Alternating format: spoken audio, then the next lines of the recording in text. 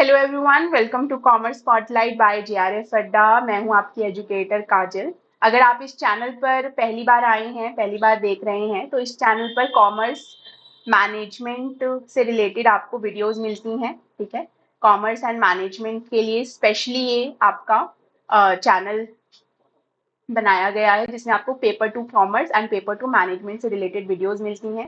और अगर आप मुझे पहली बार देख रहे हैं, तो मैंने हाल ही दिसंबर 2024 में अपना JRF from paper two commerce qualify किया है, और इस चैनल पर मैं आपके लिए कॉमर्स से रिलेटेड वीडियोस लेकर आती हूँ। तो डू चेक द प्लेलिस्ट, वहाँ पर आपको बहुत सारी वीडियोस मिल जाएंगी। ठीक है, और आई होप वो आपके लिए हेल्पफुल हो।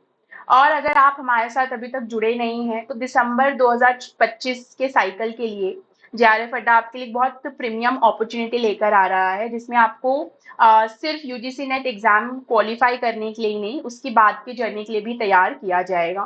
तो इसमें आपको आपके पेपर वन पेपर टू के कोर्स के साथ वीडियो एंड रिकॉर्डेड, मतलब live and recorded video course के साथ साथ career fair, carnivals, proposal making में गाइडेंस, ठीक है, और पीएचडी में कैसे आपको अप्रोच रखनी चाहिए, डायरेक्शन मिलेगा। जो लोग पीएचडी ऑलरेडी कर चुके हैं या कर रहे हैं, ठीक है, एक्सपर्ट्स के थ्रू आपको ये गाइडेंस दिया जाएगा। इसके साथ साथ आपको टीचिंग इंटर्नशिप करने का मौका दिया जाएगा, जिसमें आपको बहुत अच्छा स्टाइपेंड मिलेगा, जिससे आप सीख सकते हैं, काम करते करते सीख सकते हैं। तो आपको प्रीमियम बैच लेने पे ये सारी सुविधाएं मिलेंगी, जो कि अभी तक की किसी भी बैच में नहीं आया था। तो do enrol your self in batches, आपको नंबर के ऊपर कांटेक्ट करके बाकी डिटेल्स मिल जाएंगी। तो ये सिर्फ आपका यूजीसी नेट क्लैरिफाई करने का बैच नहीं है, ये आगे की जर्नी के लिए आपको प्रिपेयर करने वाला है। और इसके अलावा अगर आप जयपुर में रहते हैं और या फिर अप डाउन कर सकते हैं डेली आसपास से, तो ज़रूर ऑफलाइन सेंटर्स को विजिट कीजिए। आपको सब कुछ जो ऑनलाइन में मिलता है वो भी मिलेगा, और इसके साथ साथ जो एक एक्स्ट्रा चीज़ मिलेगी वो है face to face live classes. आप एजुकेटर्स के साथ फेस टू फेस इंटरेक्ट कर सकते हैं, और जो ओल्ड स्कूल तरीका है आपका पढ़ने का, उसका यहाँ पर आप फायदा उठा सकते हैं। सब कुछ होगा जो आपको ऑनलाइन क्लासेस में मिलता है, लेकिन उसके साथ साथ आपको फेस टू फेस इंटरेक्शन करने का भी मौका एजुकेटर के साथ मिलेगा। ये नीचे आपको एड्रेस एंड कॉन्टैक्ट नंबर दे रखे हैं, आप कॉल करके बाकी डिटेल्स के बारे में पता कर सकते हैं। 30 जून से आपके बैचेस शुरू हो रहे हैं। 3 दिन का डेमो भी आपको मिलेगा, paper one and paper two दोनों का। तो do go to the offline centres, visit कीजिए अगर आप लोग जयपुर में रहते हैं या अप डाउन कर सकते हैं। चलिए, तो ये आज का सेशन जो है, अगर आप लोग का ये फर्स्ट अटेम्प्ट है, ठीक है, अगर आप लोग पहली बार यूजीसी नेट का एग्जाम देने जा रहे हैं, या पहली बार कोई कॉम्पिटिटिव एग्जाम देने जा रहे हैं, तो ये वीडियो स्पेशली उन्हीं बच्चों के लिए जो फर्स्ट अटेम्प्ट है जिनका। क्योंकि फर्स्ट अटेम्प्ट जब होता है ना, तो मुझे भी याद है जब मेरा फर्स्ट अटेम्प्ट था, मैंने कोई कॉम्पिटिटिव एग्जाम नहीं दिए थे इससे पहले, और मुझे बहुत सारे डाउट्स थे। मतलब मुझे भी नहीं पता चल रहा था कि मैं एग्जामिनेशन सेंटर पे तो जा रही हूँ, लेकिन मैं एग्जाम सीट पर जाके बैठ भी पाऊंगी कि नहीं, मुझे डाउट हो रहा था। क्योंकि मुझे हमेशा फील होता था कि कुछ मिसिंग ना हो, क्योंकि मैंने कोई एग्जाम इससे पहले दिया नहीं था। मुझे कोई गाइडेंस नहीं मिली थी किसी से कि क्या करना होता है, क्या प्रोसेस है। बिकॉज ये तो मैं इतना समझ गई थी कि ये कोई यूजुअल नहीं है, जैसे हम अपने ग्रेजुएशन मास्टर्स में और स्कूल में एग्जाम देते आए हैं, कि आप गए, स्कूल गए, कॉलेज गए, अपना एग्जामिनेशन रोल नंबर शीट में देखा और जाके सीट पर बैठ गए। ऐसा प्रोसेस नहीं है, ये डिफरेंट है। कॉम्पिटिटिव एग्जाम्स में डिफरेंट प्रोसेस फॉलो होता है, ये मैं समझ गई थी, बट फिर भी बहुत सारे डाउट्स थे। और ये उसी तरीके की गाइडेंस आपको देने की कोशिश की जा रही है इस वीडियो के थ्रू, ताकि आपको वो चीज ना फेस करनी पड़े जो हम लोगों ने फेस की है। तो फर्स्ट अटेम्प्ट जब है आपका ये, तो सबसे पहले तो आप ये समझो कि आपका पहला अटेम्प्ट है, ठीक है। ये आप परसेप्शन, आपने बहुत पढ़ा है, बहुत मेहनत की है, अपने ऊपर सेल्फ डाउट करने की बिल्कुल जरूरत नहीं है। कि सबसे पहली गेम तो आपकी यहीं खराब हो जाती है, जब आप सेल्फ डाउट कर लेते हो कि मुझे आता ही नहीं है, मैंने तो इतना पढ़ा ही नहीं है। तो डोंट डाउट योर सेल्फ। आप लोगों ने बहुत मेहनत की है, बहुत पढ़ा है, ठीक है। और एग्जाम डे वाले दिन आप जब तक कॉन्फिडेंट नहीं फील करोगे उस चीज को लेकर, तब तक आप कितना भी पढ़ लो, उस चीज का आपको रिजल्ट पॉजिटिव देखने को नहीं मिलता है। तो सबसे पहले तो आप सेल्फ डाउट को हटा दो। आप लोगों ने बहुत अच्छे से तैयारी की है, आपने बहुत सारी क्लासेस ली हैं, बहुत अच्छे नोट्स बनाए हैं और बहुत सारे टेस्ट दिए हैं। तो ये तैयारी आपने बहुत अच्छे से की है, ओके। अब जो गेम चेंज करनी है आपको, वही 3 आवर्स में करनी है। और इसके साथ साथ एग्जाम तो आप अच्छे से दोगे ही, देना ही चाहिए, ठीक है।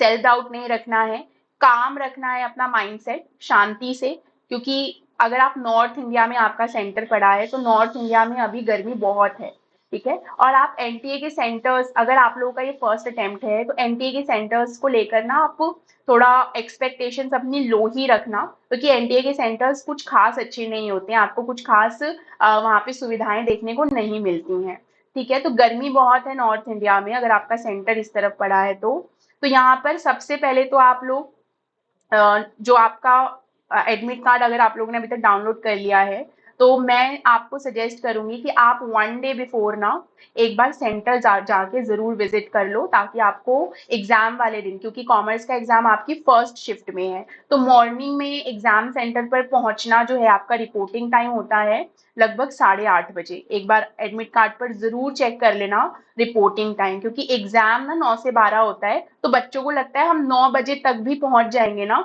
तो हमें एंट्री मिल जाएगी। ये लिखा होता है आपके एडमिट कार्ड में कि 9 बजे नहीं, आपका रिपोर्टिंग टाइम 8:30 है, 8:31 पर आपको एंट्री नहीं मिलेगी। लेकिन बच्चों को लगता है 9 से 12 का एग्जाम है तो 9 बजे तक पहुंचेंगे तो एंट्री मिल जाएगी, ऐसा नहीं होता है। ध्यान से आप एडमिट कार्ड पर इंस्ट्रक्शंस को पढ़ना, तो वहां पर रिपोर्टिंग टाइम मेंशन होता है आपके कि 8:30 है, मतलब 8:30 तक अगर आपको वहां नहीं पहुंचे तो गेट बंद हो जाते हैं। उसके बाद आप कुछ भी कर लो, कितने हाथ पैर मार लो, कितनी ही दुहाइयां दे दो कि हम इसलिए लेट हो गए, कितने ही वैलिड रीजन क्यों ना हो आपके, लेकिन वो एंट्री अलाउ नहीं करेंगे। तो ये गलती नहीं करनी है कि आप क्योस में फंस जाओ, इसलिए मैं यही सजेस्ट करूंगी कि 1 डे पहले, एक दिन पहले जाके ना एक बार सेंटर देख लो, ताकि आपको कन्वेंस का पता चल जाए कि आना जाना जो है मॉर्निंग में कितना टाइम लगेगा मुझे, और रिक्शा रिक्शा की जो सुविधा होती है आपके नजदीकी मेट्रो स्टेशन से या जैसे भी, आपको एक अंदाजा लग जाएगा कि सेंटर पहुंचने में आपको एग्जैक्टली कितना टाइम लगता है, क्योंकि सेंटर बहुत दूर दराज होते हैं,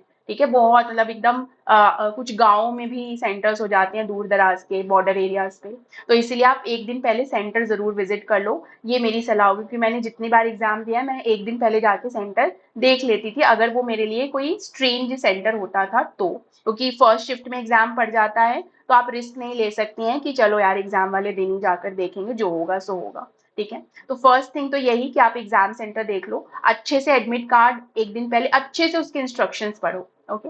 बाकी बात रही कि वहां पर जाकर क्या होता है, आई विल सजेस्ट लड़कियों को स्पेशली कि आप लोग किसी भी तरीके का जो जैसे कान में नाक में ये सब पहन के मत जाना, बिकॉज अगर आप अकेले जाओगे तो वो आपसे ये सब उतरवाने के लिए कहेंगे, तो आप उतार के कहाँ रखोगे, ओके। तो इट्स बेटर कि आप कोई भी स्मार्ट वॉच पहन के मत जाओ, कोई भी घड़ी, वो कोई भी घड़ी अलाउ नहीं करते, इवन आप अपनी सुई वाली घड़ी भी नहीं पहन सकते।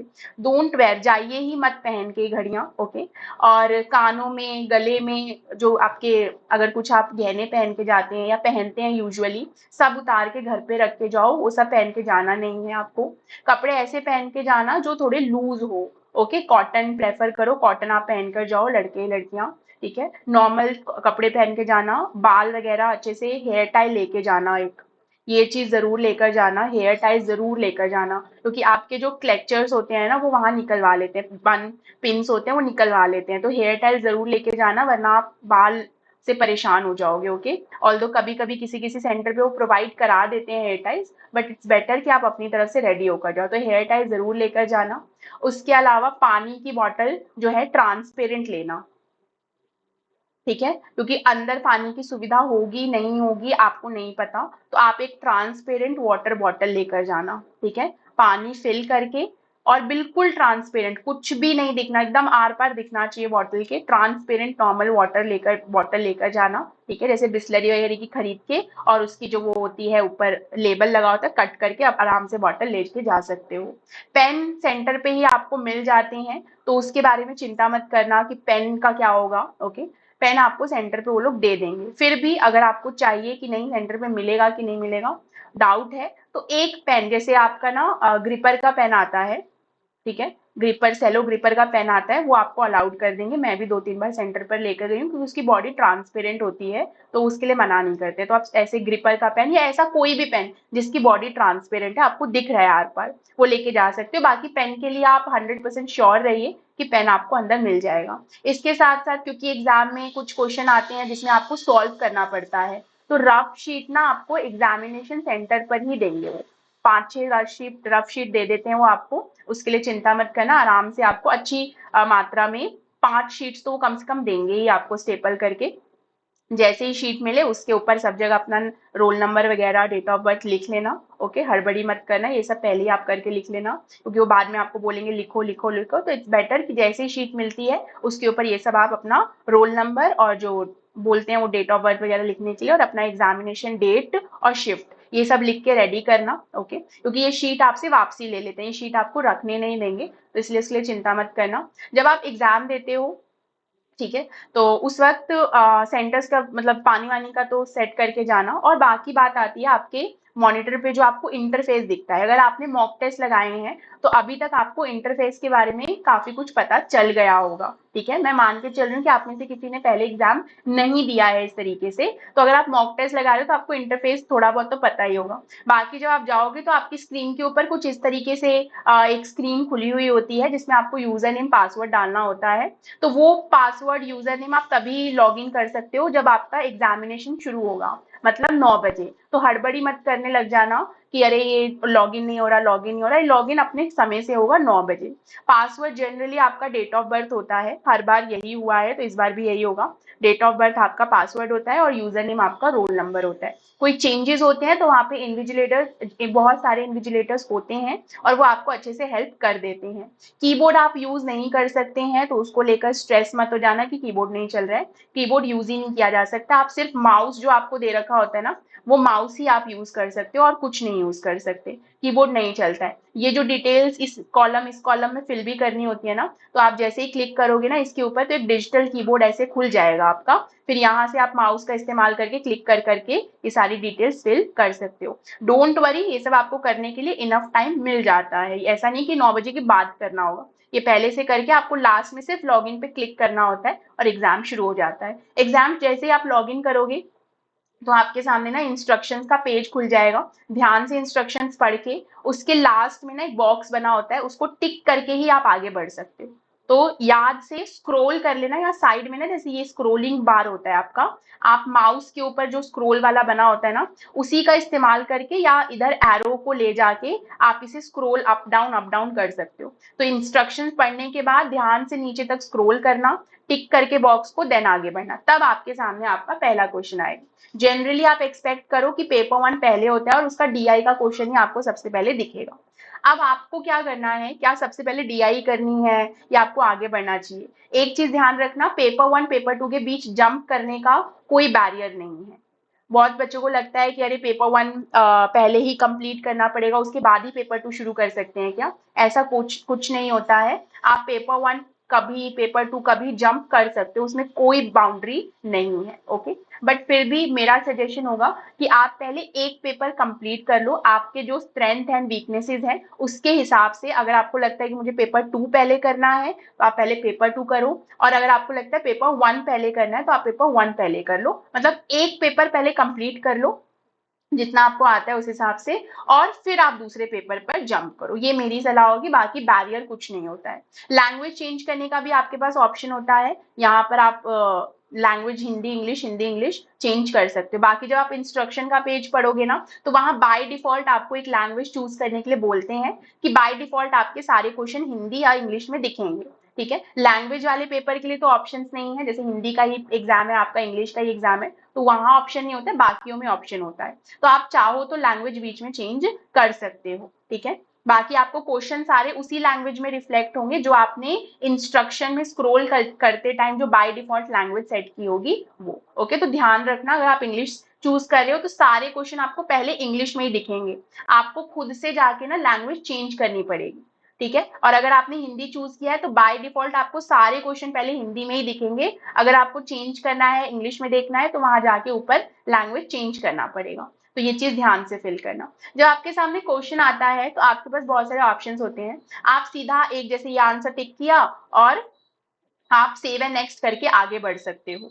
नहीं, आपको लगता है कि नहीं मुझे डाउट है इस क्वेश्चन में, अगर आप श्योर नहीं हो तो इसे save and mark for review भी आप कर सकते हो। तो उस केस में आपका दिखेगा इस तरीके से, पर्पल कलर का क्वेश्चन हो जाता है, तो बाद में जाके आप जब पूरा पेपर कर लोगे तो वापस इन पर्पल कलर के क्वेश्चंस पर आके आप देख सकते हो। अगर आप कोई क्वेश्चन स्किप कर देते हो तो वो रेड कलर में मार्क्ड हो जाता है, मतलब क्वेश्चन रीड करने के बाद अगर आप स्किप कर रहे हो तो उसको नॉट आंसर्ड में माना जाता है और वो रेड कलर का आपका दिखेगा।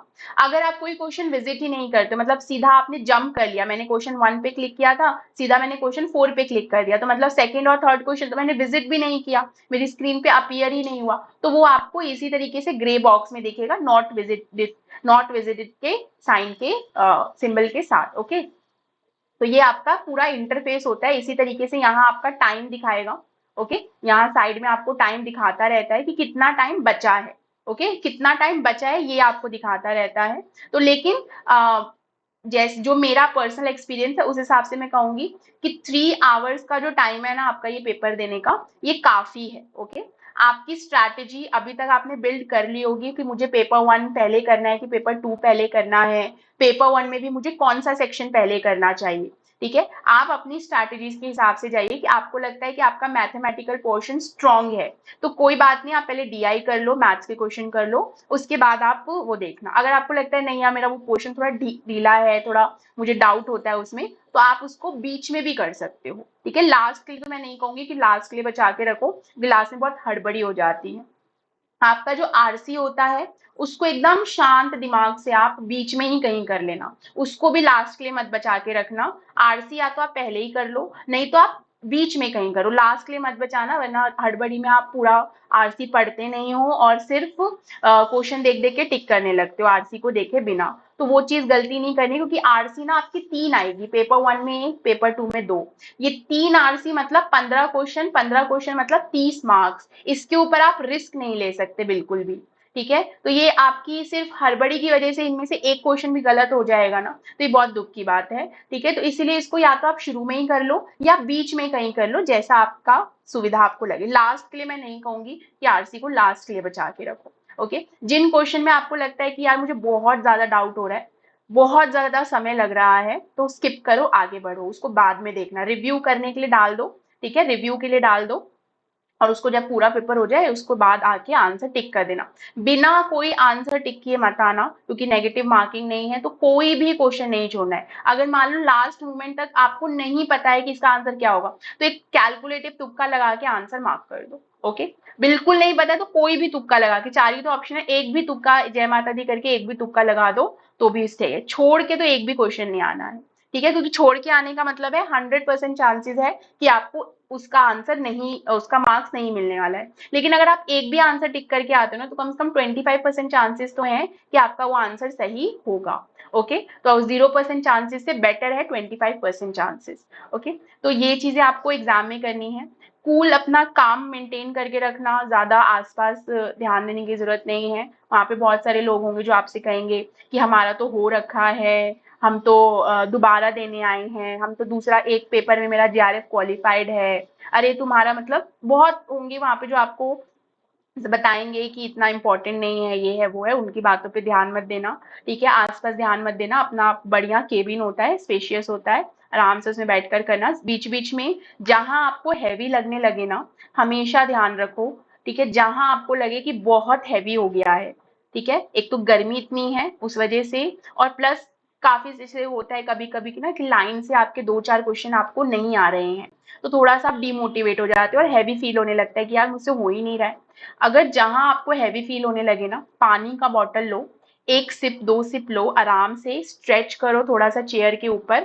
ठीक है, और उसके बाद टेक अ डीप ब्रेथ और फिर एग्जाम स्टार्ट करो। ठीक है, दोबारा से करो, थोड़ी एनर्जी आप गेन कर लोगे ऐसा करके, और आप वहां पर अपना काम शुरू दोबारा कर सकते हो। तो जहां आपको हैवी लगे ना, तो ये 2-3 चीजें करो, डीप ब्रेथ्स लो 2-3 बार, पानी पियो, थोड़ा स्ट्रेच करो बॉडी को, और वापस अपने काम पर लग जाओ। ठीक है, जहां हैवी फील होने लगे, क्योंकि इससे क्या होता है ना, दिमाग भी थोड़ा ना शांत हो जाता है और आप फ्रेश तरीके से सोच सकते हो।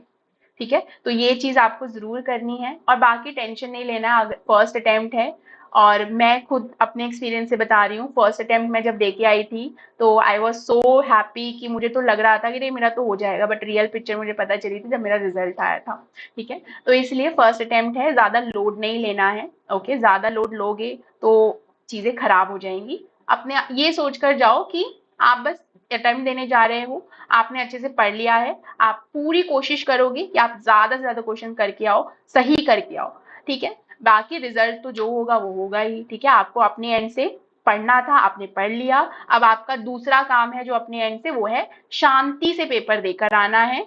बिल्कुल कोई भी दिमाग में क्योस नहीं रखना है, वहां जाकर हड़बड़ी नहीं करनी है, ये आपका दूसरा काम है। ये दोनों काम आप कर सकते हो, बाकी रिजल्ट के ऊपर आपका कोई कंट्रोल नहीं है। रिजल्ट जब आएगा तो आपको पता चल जाएगा। पॉजिटिव हुआ तो बहुत अच्छी बात है, कॉन्ग्रेचुलेशन। और नहीं भी हुआ पॉजिटिव तो कोई बात नहीं, साल में 2 बार एग्जाम होता है, दोबारा दे देना, ठीक है। कोई टेंशन की जरूरत नहीं है। मैं अपने एक्सपीरियंस से बता रही हूँ, मैंने 3 अटेम्प्ट दिए हैं, ठीक है। और तीसरा अटेम्प्ट तो मैंने ये सोचकर दे दिया था कि अगर नहीं हुआ तो छोड़ दूंगी, मतलब गुस्से में बोल दिया था, थोड़ा फ्रस्ट्रेट होके बोल दिया था।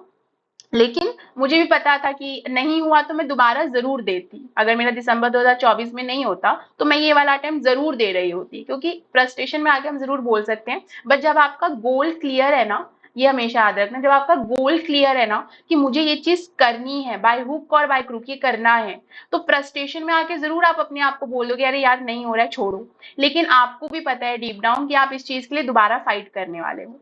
ओके, तो इसी फाइटिंग स्पिरिट के साथ आपको ये अटेम्प्ट देना है। और जो बातें मैंने बोली है थोड़ा एग्जामिनेशन सेंटर को लेकर ध्यान रखना, क्योंकि सिक्योरिटी चेक होता है तो आपसे बहुत सारी चीजें वो बोलेंगे, ये शूज खोल के दिखाओ। तो मैं तो सजेस्ट करूंगी कि आप कोई ऐसा तामझाम वाला शूज पहनकर ही मत जाना। Try to wear slippers, examination centre है, ओके। स्लीपर्स में ही जाओ तो बेटर है। मैं तो जितनी बार एग्जाम देने जाती थी मैं स्लीपर्स ही पहनकर जाती थी, क्योंकि शूज वो खुलवा कर ना चेक करेंगे, तो वो बहुत टाइम कंज्यूमिंग हो जाता है। एक तो गर्मी इतनी होती है जून के एग्जाम में, तो शूज तो मैं सजेस्ट नहीं करूंगी कि शूज पहन के जाओ। फ्लिप फ्लॉप्स पहन लो, नॉर्मल स्लीपर्स पहन लो, ठीक है। शूज अवॉइड करने की कोशिश करो, स्टिकी कपड़े अवॉइड करने की कोशिश करो, जो बॉडी हगिंग होते हैं ना उनको अवॉइड करने की कोशिश करो। कुछ लूज पहन कर जाओ, ताकि आप गर्मी में वहां पर आपको 3 घंटे एग्जाम देना है। पानी का बॉटल जरूर लेकर जाना, 1 लीटर वाला छोटा बॉटल मत लेकर जाना, 3 घंटे का एग्जाम है। 1 1.5 लीटर का बॉटल बॉटल लेकर जाना, ट्रांसपेरेंट वाला। पेन की चिंता मत करना, पेन वो लोग जरूर देंगे। और वहां अपना आइडेंटिटी कार्ड लेकर जाना एक, ठीक है। अगर आपने आधार कार्ड से अपना फॉर्म भरा है तो आधार कार्ड भी रख लेना। और सेफर साइड के लिए ना, क्योंकि आधार कार्ड से कभी कभी फोटो मैच नहीं होता है, तो सेफर साइड के लिए ना एक पैन कार्ड रख लेना। और ओरिजिनल रखना, ये नहीं कि इसका फोटो कॉपी सिर्फ लेकर जा रहे हैं, ओरिजिनल मांगते हैं वो आपसे डॉक्यूमेंट, तो ओरिजिनल आधार कार्ड और ओरिजिनल पैन कार्ड रखना। अपना जो प्रिंट आउट कराया होगा अपने एडमिट कार्ड, उसको अच्छे से प्रिंट करा के उसको साफ से लेके जाना। और इन हैंड रखना, मतलब फटाफट जैसे मांगते हैं वैसे ही आपने प्रेजेंट कर दिया, ओके। ये करके जाना। और वही बाल वालों जो मैंने बोला कि उसका थोड़ा ध्यान रखना, क्योंकि वहां पर गर्मी होगी। और हेयर टाई लेकर जाना, क्योंकि वो आपको अंदर क्लिप्स लेके जाने अलाउड नहीं करेंगे। रिंग्स, ज्वेलरीज, ये सब आप अपना घर पर ही छोड़कर जाना, अगर आप अकेले जा रहे हो तो, क्योंकि वो सब वो उतरवा लेते हैं। बैग्स वो आपको अलाउड ही नहीं करेंगे अंदर, कि बैग वगैरह आप लेके जा सकते हो। इवन ट्रांसपेरेंट बैग भी अलाउड नहीं करते हैं, तो इसलिए उनके साथ बहस करने की कोई जरूरत ही नहीं है आपको, क्योंकि वो कुछ भी बोलोगे आपको अलाउड नहीं करेंगे आपको, ठीक है। थोड़ा कॉपरेट करना वहां पर लोगों के साथ सिक्योरिटी चेक में, क्योंकि ऑफ कोर्स जरूरी है सिक्योरिटी चेक। आपके अपने एंड से तो कोई गलती नहीं होनी चाहिए। तो यही सब बातों का ध्यान रखना। और लोड मत लेना, ऐसे भी नहीं कि हड़बड़ी में निकल रहे हैं, सब कुछ हड़बड़ी में कर रहे हैं। शांति से उठना, अच्छे से लंच कुछ ना कुछ खा के जरूर जाना। ऐसा ना हो कि 3 घंटा आप खाली पेट बैठे हो, कुछ ना कुछ खा के जरूर जाना। और पानी लेकर जरूर जाना, और अच्छे से पेपर दो। टेंशन लेने की जरूरत नहीं है, ये आपका फर्स्ट अटेम्प्ट है, ठीक है। फर्स्ट अटेम्प्ट में हो गया तो ये बहुत अच्छी बात होगी आपके लिए। और नहीं भी हुआ तो कोई बात नहीं, दिसंबर में फिर एग्जाम आएगा, देखते देखते दिसंबर भी आ जाएगा और आप दिसंबर वाला एग्जाम क्वालिफाई कर लोगे, ठीक है। तो आराम से पेपर दीजिए। All the best to everyone those who are giving their first attempt. इसको एक्सपीरियंस की तरह लो, एंजॉय करना थोड़ा सा वहाँ, मतलब एंजॉय इन द सेंस की लोड मत लेना कि यार मुझे पहली बार में ही छक्का मारना है, ओके। लोड नहीं लेना है, रिलैक्स होकर पेपर देना है। गर्मी का ध्यान रखते हुए पानी वानी अपना पीते रहिए, हाइड्रेटेड रखिए अपने आप को भी, और आपका दिमाग भी हाइड्रेटेड रहेगा। बीच बीच में जहां आपको हैवी लगने लगे, जस्ट टेक अ पॉज, एक पॉज लीजिए और वापस से शुरू कीजिए, ओके। चलिए, तो इसी सीख के साथ कि बीच बीच में पॉज लेते रहना जहां आपको लगने लगे हैवी हो रहा है, इस सेशन को हम एंड करते हैं। एंड आई होप कि अगर आपको कोई भी डाउट हो तो आप कमेंट सेक्शन में पूछेंगे, मैं आपको जरूर बताऊंगी, ठीक है। तो कोई भी तरीके का डाउट है आपका एग्जाम से रिलेटेड, अटेम्प्ट से रिलेटेड, तो do let me know in the comment section, मैं आपको वहीं पर ज़रूर इसका आंसर दूंगी। चलिए, all the best for your exams and let's crack GRF with GRF Adda. Bye bye.